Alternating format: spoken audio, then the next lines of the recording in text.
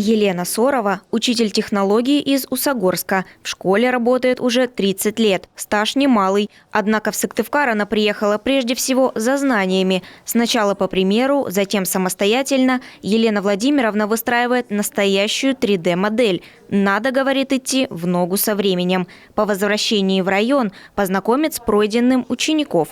А может быть и напротив, сами дети о современных технологиях расскажут ей больше. Для нас это что-то новое.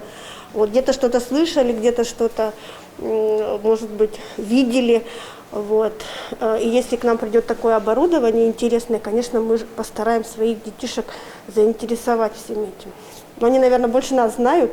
Может быть, тоже нас будут учить этому. Вот. Так что двигаемся вперед, так скажем. На одной волне будем с ними. Сессия длится 4 дня. Маловато, говорят сами участники. Объем программы большой, а вот времени, увы, не хватает. Более 50 участников из 16 муниципалитетов приехали в столицу Коми. Педагоги постигают IT-технологии, изучают роботостроение и даже учатся управлять дроном. Через сеть Wi-Fi самостоятельно пилотируют и программируют. Мы занимаемся изучением аэроконструкций, таких как самолеты, квадрокоптеры, беспилотные летательные аппараты.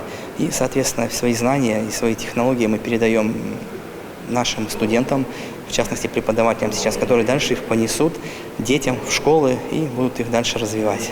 Образовательная сессия проходит 2-й год подряд. На этот раз особое внимание решили уделить практике. Потребность в квалифицированных кадрах растет. Накануне по республике открыли более 40 так называемых точек роста. Это площадки для всестороннего развития детей. Соответственно, нужны и грамотные педагоги. Наставниками же для самих учителей на интенсиве выступают сотрудники детского технопарка. Сотрудники, которые сюда приезжают, это коллеги из сельских школ, и для них, как для новых площадок, которые открылись в этом году, очень важно получить те компетенции, которыми уже в совершенстве владеют педагоги детского технопарка.